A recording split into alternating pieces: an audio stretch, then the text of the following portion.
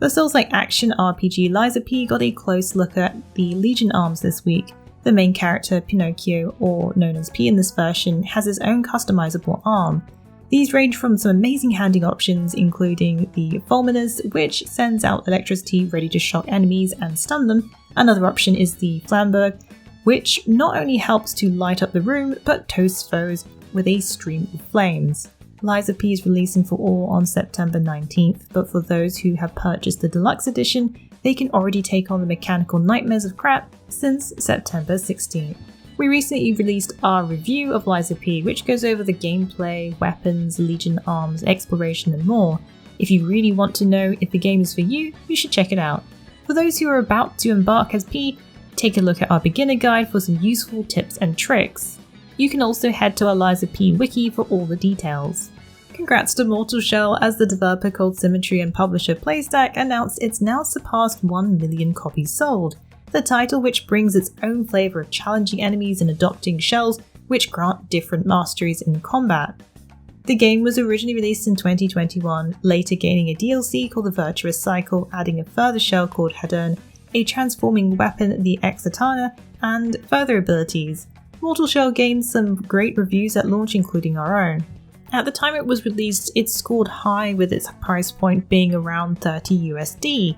The game is now up to 90% off, so you can gain the digital deluxe bundle for under $4. What a steal!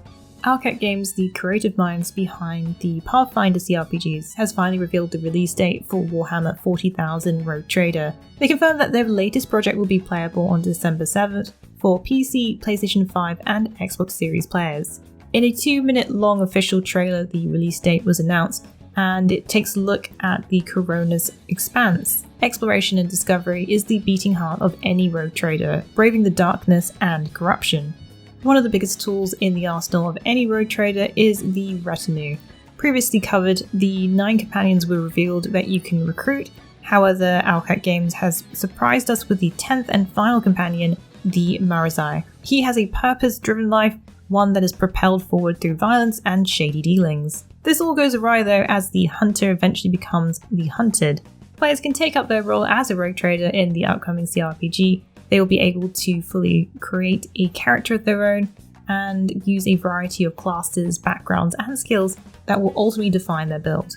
Upcoming expansion for Cyberpunk 2077 Phantom Liberty is coming in hot. Recently, lead scene programmer for CD Projekt Red, Philip Przinski, has shared on X that players on PC should check their cooling systems, as the game will be working hard on their CPU. He gave an example that an 8-core is expected to utilize a 90% workload. The same goes for those who are preparing to play the update 2.0. He cleared up in a following post that the game will work well on recommended hardware, and despite the initial post, there isn't concern for melting CPUs, and just to make sure it's working as it should. A quick spec guide was shown to give details of what you can expect from your rig for minimum to ultra. Recently, the studio has been gearing up for Phantom Liberty's release alongside the free update 2.0. The update will bring a bunch of usual bug fixes, but will also have a few additions as well. As for Phantom Liberty, there's a whole new relic skill tree which got a closer look this week. One of those perks was Jailbreak, for example, which unlocks some new moves and finishes to the Monowire, Mantis Blades and Gorilla Arms. The expansion is following a whole thriller spy theme, and there's also a new famous face this time, Idris Elba. Cyberpunk 2077 Phantom Liberty lands on September 26th, while the update 2.0 drops on September 21st. During the PlayStation State of Play this week, there was a nice surprise for Tales of fans, as the latest entry, Tales of Arise, will be gaining a DLC called Beyond the Dawn in November this year. Beyond the Dawn will continue where the main game left off, where Alphen, Shion and the rest of the gang will return. The DLC is described as a continuation of the lives of each of the characters after the main conclusion in the base game. It hints that while the future is bright, something has shaken the foundation of the world to its core. The expansion is a further 20 hours of epic story and will feature newcomer Nazamil. It will also feature new dungeons, enemies, weapons and costumes. However, do note that the developers will not be carrying over items or skills from your previous save game post-victory. Tales of Arise Beyond the Dawn has been announced to be released on November 9th, 2023. It will be coming to PC, PlayStation, and Xbox. In a recent preview for Update 40 for The Elder Scrolls Online, the MMORPG, developer ZeniMax has unveiled a new PvE challenge which is heading to the game. Titled The Endless Archive, it does exactly that, providing a myriad of challenges for players to take on. Players will face randomly generated encounters that will be filled with monsters and bosses. No two expeditions into the archive will ever be the same according to the post.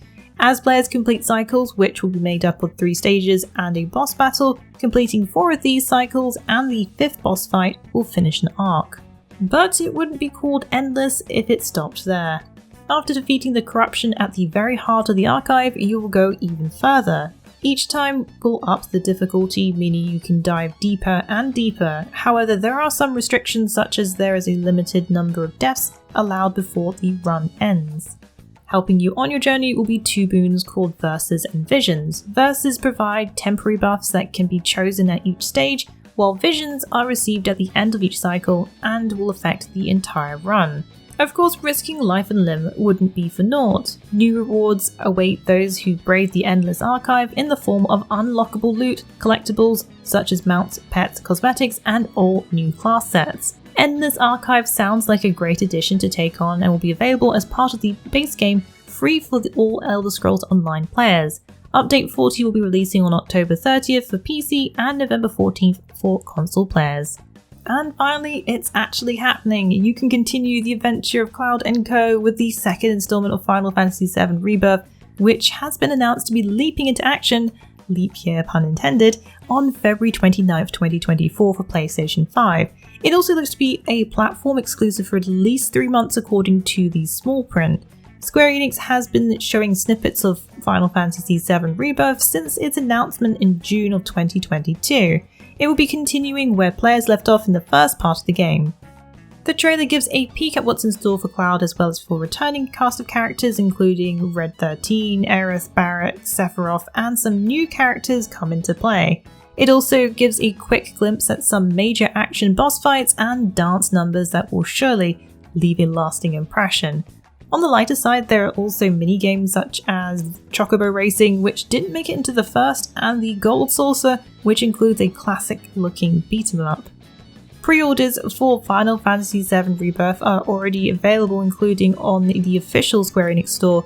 3 editions are available, with the standard starting at about $70, and the deluxe and the collector's edition, of course, being the most expensive one, but it does come with a lovely statue of Sephiroth with detachable wings. Well, that's it for the Week in the Wikis. Please join us again next week for yet another great week of gaming. Remember to check out our VIP program for some exclusive supporter benefits. And budding writers should take advantage of our Become an Author initiative. Thanks again for being part of this great community. Keep checking in with us with news, reviews, YouTube streams and vids, and general wiki goodness.